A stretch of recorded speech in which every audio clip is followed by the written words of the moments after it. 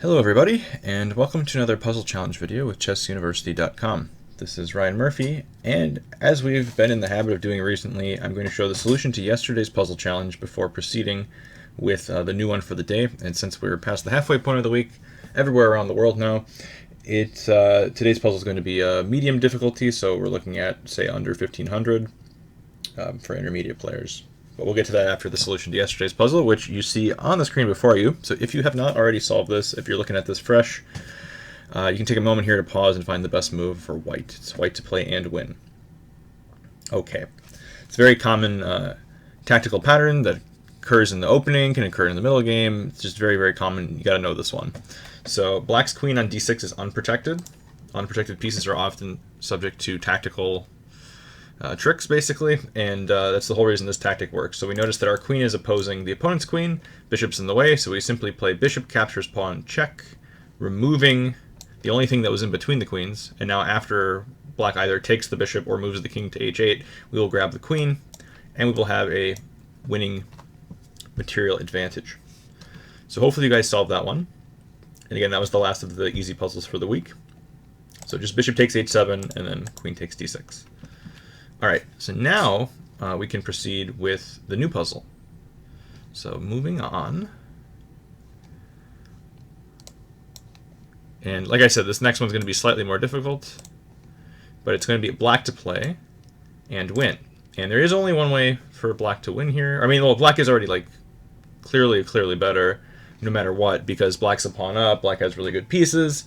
But this comes from some analysis of a side variation that could have appeared in a game with one of my students. But yeah, after the move queen e3 in the analysis, there's a nice tactical shot here for black, which is completely crushing. So hopefully you guys can find that one. And as I always do, I will take you guys through the game to see how we reached this position. So rewinding to the start, this started off as a Sicilian, and we reached a Alapin, or c3 Sicilian, through a different move order. So these moves are all very common.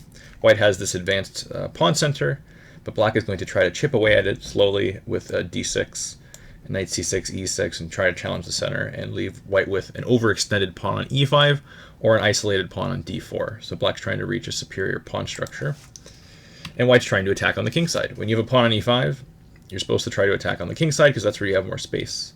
So generally speaking, after black castles on the king side, which they're almost inevitably going to do, white's going to try to organize a battery to attack this way.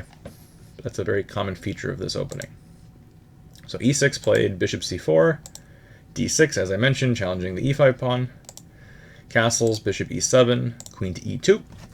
This move is important for white because in many positions, black will remove this knight with a tempo on the bishop, chop on e5, and then if the pawn were to take back, black would be able to trade queens, which would alleviate a lot of the pressure on their position. So by playing queen e2, not only does this defend the bishop, it also removes the queen from potential trades down the d-file should these pawns ever get swapped on e5.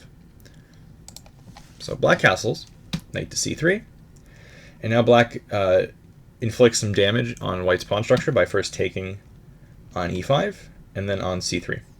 So white has these split pawns on the queen side, a2 and c3, which are definitely slightly weak. So in any endgame where the queens come off, black would be pretty happy with their chances. But in the meantime, bishop on c8 is not a good piece. It's stuck behind the pawn chain.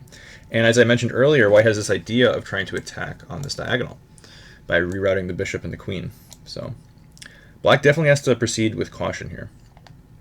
And we're still well within opening theory. Queen a5 is the main move, and that's what was played by black. Now bishop d2, simply defending the pawn. Rook to d8, developing. And queen e4. Again, with that idea of rerouting to that diagonal against black's king.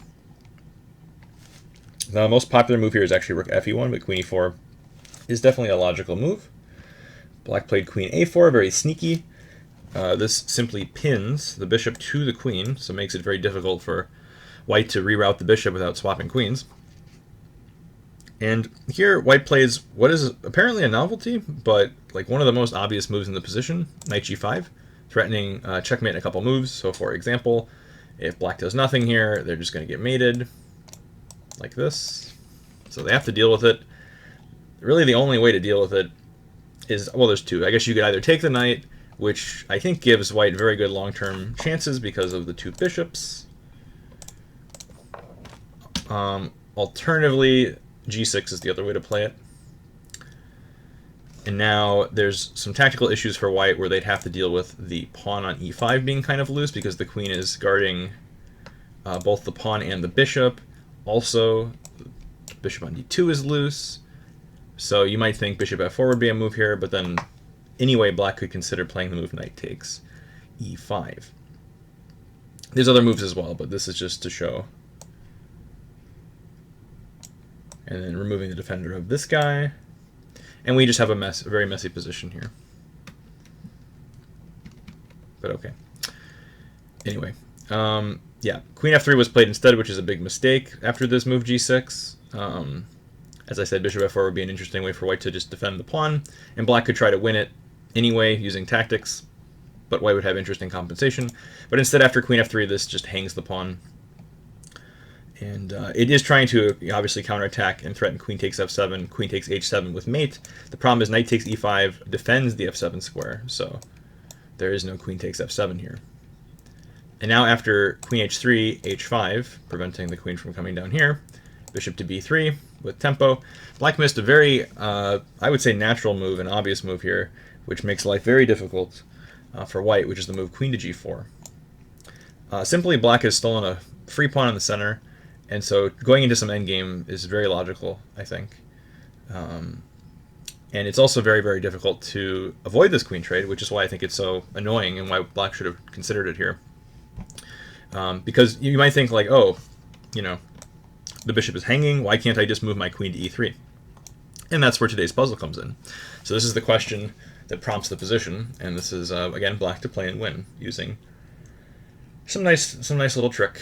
So hopefully you guys will spot that. If you see the answer and you want credit on your chessuniversity.com account, check out the link in the YouTube description and head on over to that post. And if you put your answer up before the solution goes up tomorrow, you will get that credit on your account. So check that out if it sounds interesting to you. Otherwise, have fun solving, and I'll see everyone tomorrow. Thanks for watching.